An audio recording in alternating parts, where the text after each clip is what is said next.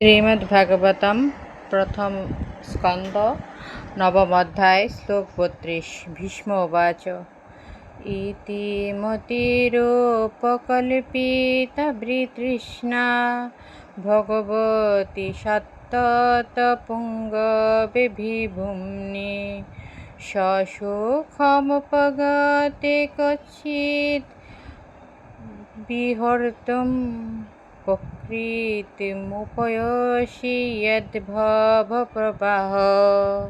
অনুবাদ: ভীষ্মদেব বললেন, আমার চিন্তা, অনুভূতি, ইচ্ছা যা এতদিন বিভিন্ন বিষয় এবং বৃত্তিগত কর্তব্যে নিয়োজিত ছিল, তা এখন সর্বশক্তিমান ভগবান শ্রীকৃষ্ণে বিনিযুক্ত হোক।